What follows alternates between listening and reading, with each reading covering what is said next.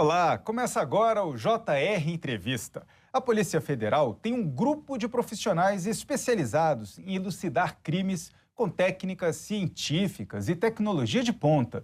São os peritos criminais, que são responsáveis por esclarecer crimes contra a vida, financeiros, virtuais e muitos outros. E para falar mais sobre esse assunto, a gente convidou o perito criminal federal Jesus Antônio Velho, professor, doutor de criminalística. Seja muito bem-vindo ao JR Entrevista. Olá, Yuri. Muito obrigado pelo convite. É uma grande honra estar aqui e poder participar desse bate-papo sobre perícia, sobre como a ciência promove justiça em nosso país. Eu queria exatamente começar o programa mostrando um pouco desse trabalho, do que o perito criminal faz, que às vezes a população não entende direito, não faz ideia de quanto trabalho é preciso fazer, quantas técnicas são aplicadas para que esse serviço seja feito de forma eficiente. Então vamos assistir.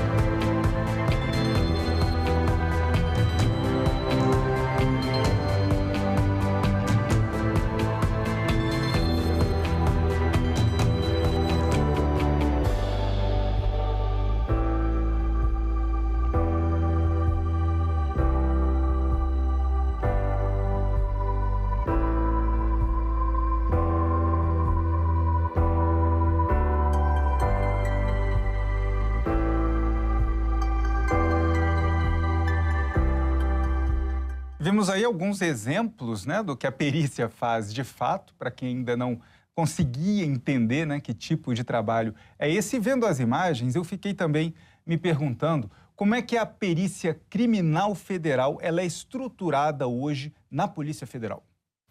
Hoje, existem unidades da Perícia Criminal Federal em todas as capitais, em algumas cidades interioranas estratégicas, como, por exemplo, Uberlândia, Campinas, Londrina, dentre outras cidades, totalizando 50 unidades da Criminalística Federal, sendo a mais importante em termos de complexidade, de estrutura, de número de profissionais, o Instituto Nacional de Criminalística. A gente pode dizer que o coração da Perícia Criminal Federal é o Instituto Nacional de Criminalística, localizado em Brasília. Inclusive, algumas das imagens que vimos são de laboratórios, de áreas dentro desse instituto. Dentro do Instituto.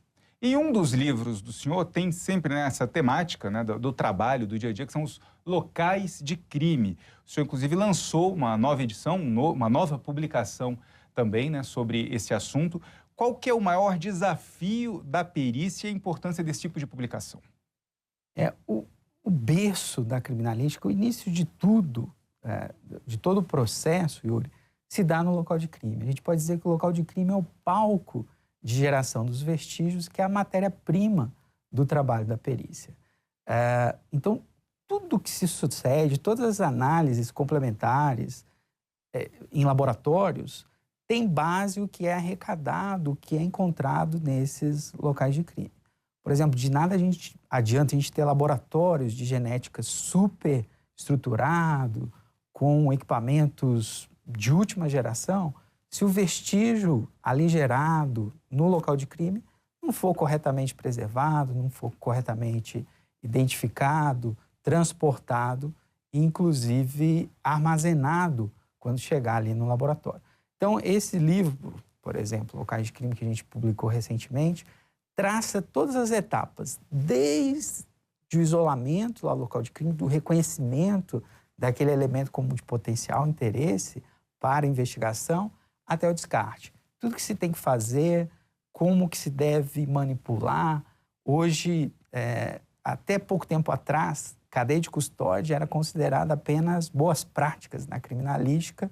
A partir de 2019, com o projeto anticrime, com a aprovação da lei anticrime, a cadeia de custódia passou a ser uma obrigação. Então, um conjunto de procedimentos para rastrear todo esse vestígio ao longo desse processo de investigação, quem teve contato, quem lacrou, quem deslacrou, para onde foi transportado, né? Tudo isso precisa estar documentado, tudo isso precisa estar rastreável. E esse livro traz, né, esse conjunto de procedimentos de boas práticas para que isso seja executado corretamente. Agora, eu imagino, então, que o imprescindível, antes de qualquer, né, bom trabalho feito pela perícia, é preservar esse local onde ocorreu o crime. Exatamente. Eu acho que um dos grandes desafios ainda hoje, né, é garantir essa preservação, garantir o isolamento desse local para que não se altere. Felizmente, eu acho que hoje ainda, Yuri, a gente não tem uma cultura da população de preservação de locais de crime.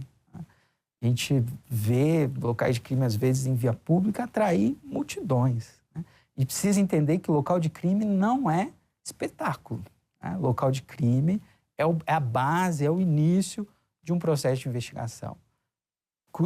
Eu costumo dizer que é a curiosidade que pode levar à impunidade, né? Várias pessoas adentram o local, eles podem não só alterar os vestígios que estavam ali presentes, mas mesmo de forma não pretensiosa, acabar introduzindo outros vestígios que não fizeram parte, né, daquele processo. Um exemplo, então, de que pode atrapalhar é quando a própria perícia chega a um local e aí faz um isolamento, né, que a gente vê tradicionalmente, né, feito, e encontra digitais de pessoas curiosas que estavam ali passando e acabam encostando nos locais. Isso atrapalha a investigação.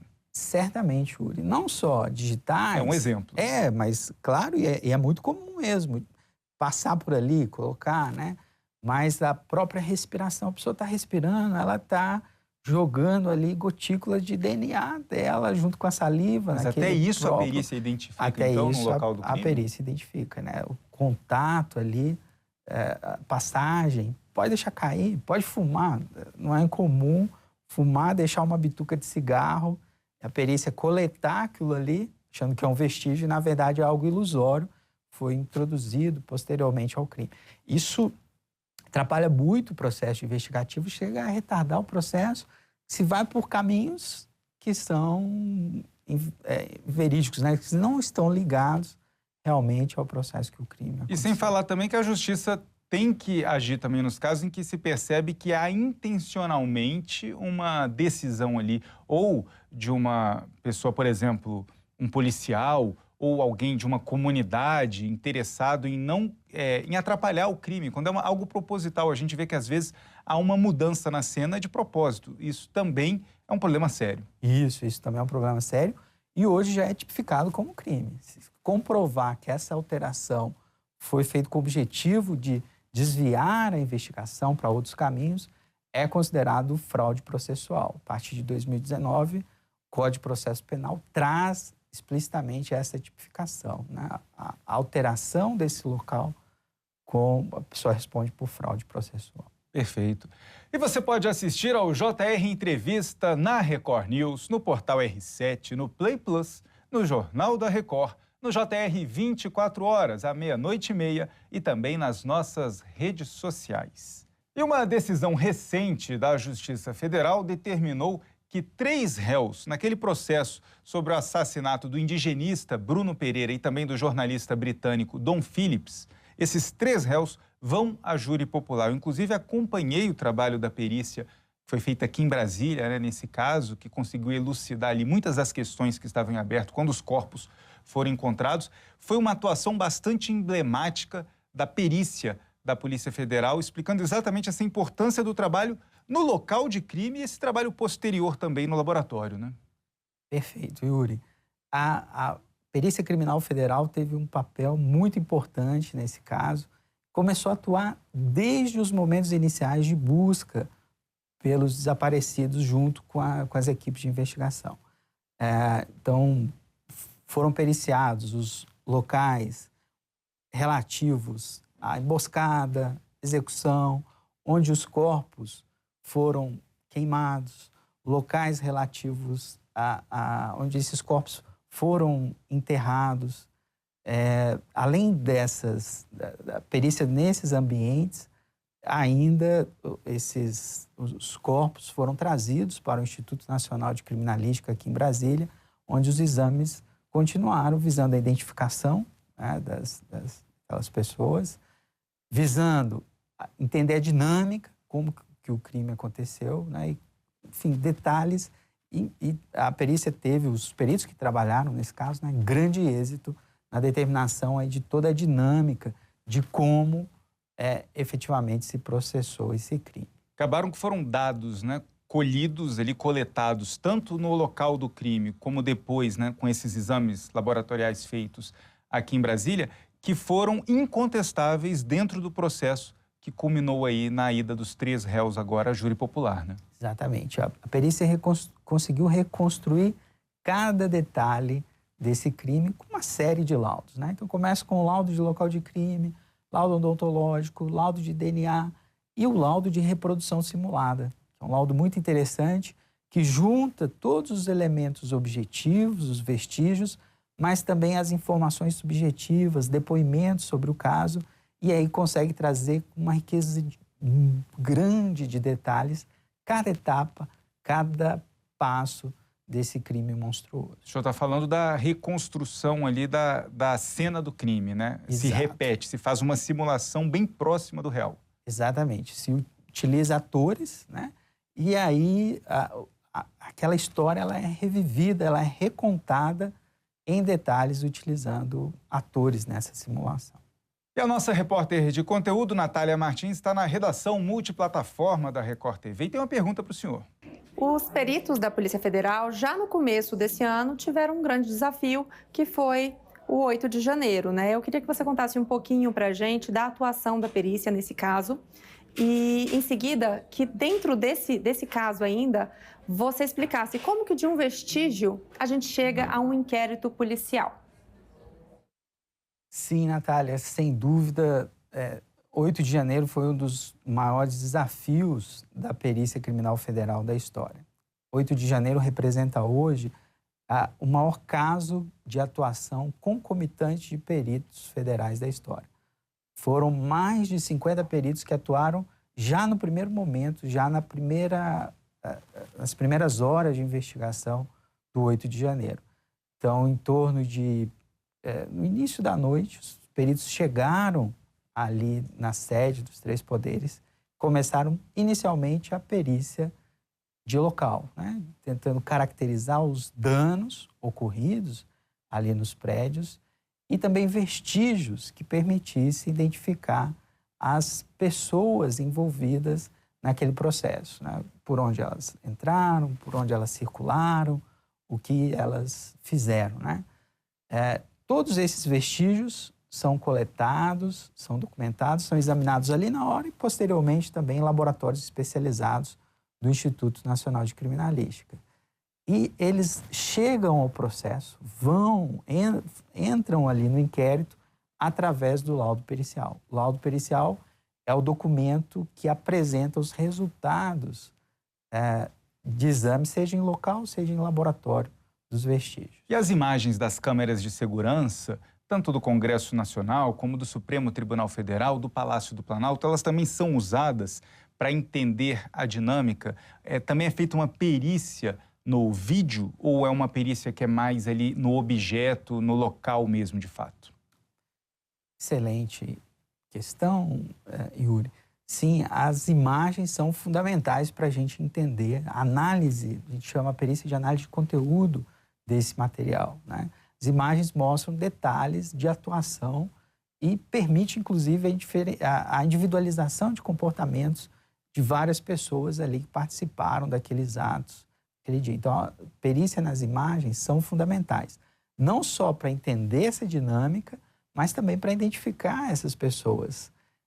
Os exames para identificação através do vídeo começaram lá no dia 8 de janeiro e ainda prosseguem hoje no Instituto Nacional de Criminalística. Inclusive, a gente está falando de imagens, né, de circuitos internos de segurança ali, mas os próprios invasores fizeram gravações, fizeram vídeos, entraram em lives, né, entraram com vídeos ao vivo em redes sociais, e esses celulares foram também apreendidos. Como é que é essa análise? Já se chegou ao fim, já está concluído? Porque, de repente, eu acredito, são mais de 1000 celulares que devem estar em poder hoje né, do Instituto de Criminalística. Como é que é feito esse processo para conseguir entrar em um a um? Se a pessoa não oferece a senha, é possível abrir esse celular, encontrar esse vídeo? Os números de 8 de janeiro são impressionantes, né? A quantidade de celulares apreendidas também, uma demanda gigante para os laboratórios hoje de informática do Instituto Nacional de Criminalística. Essa perícia de celular, a gente precisa diferenciar, como você já colocou na questão, 2 grupos, né? Aqueles celulares que vêm com a senha ou alguma forma de obtenção aí dessas senhas e aqueles que vêm sem a senha. Então, esses que vêm sem a senha oferecem um desafio adicional, que é quebrar essa senha. Então, existem várias ferramentas forenses capazes aí de promover ataques a esse celular para identificar qual a senha, né? Então, alguns são identificados rapidamente, outros demoram até meses para fazer essa quebra de senha. A partir do momento que se tem acesso a esses dados, todos os dados desses celulares são extraídos, são indexados e aí existem ferramentas de busca. Então, por exemplo, eu quero pesquisar ali no celular a palavra cocaína. Existem ferramentas que buscam em todos os arquivos, inclusive fotos presentes naquele celular, essas informações e traz os arquivos correspondentes. Agora, o senhor falou em meses de trabalho, então a gente pode acreditar que ainda está sendo feita essa análise, ainda Exatamente. tem celular bloqueado, ainda vão vir informações do 8 de janeiro. E tem já um número total de aparelhos apreendidos?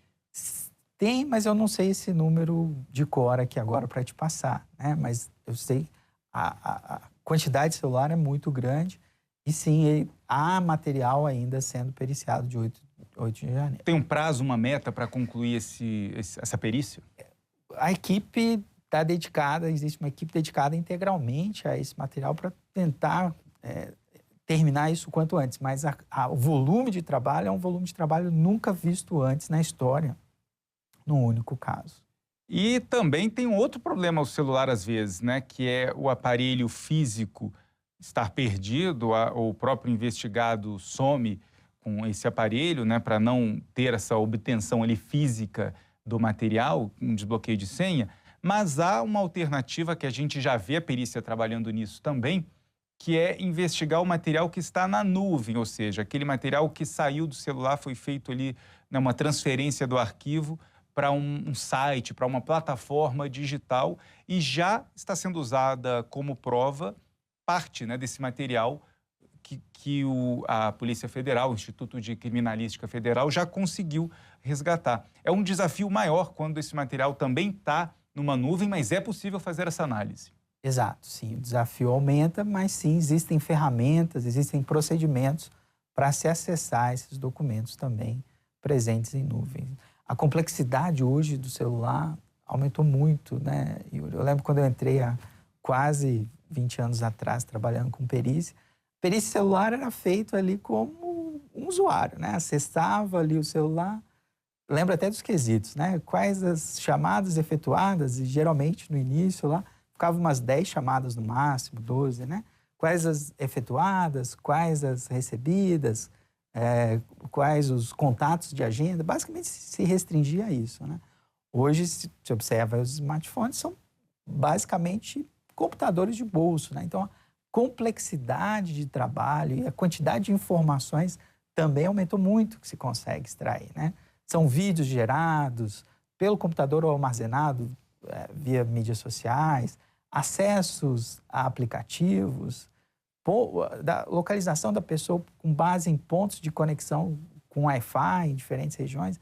Então, a quantidade de informações que se consegue extrair hoje de um celular é gigante. Dá mais trabalho para a perícia, mas tem ajudado bastante o processo judicial em seguida. Exatamente. E o JR Entrevista vai para o intervalo. Na volta, a gente fala mais sobre casos emblemáticos da Polícia Federal. Até já. Estamos de volta com o JR Entrevista. E aqui com a gente, o perito da Polícia Federal, Jesus Antônio Velho. Outro caso também bastante marcante e recente do trabalho da perícia da Polícia Federal foi no caso da investigação das joias recebidas de presente pelo ex-presidente Jair Bolsonaro e também pela ex-primeira-dama Michele Bolsonaro. Inclusive, em uma das joias lá foram identificados mais de 1.000 diamantes, né? Como é que é feito esse trabalho?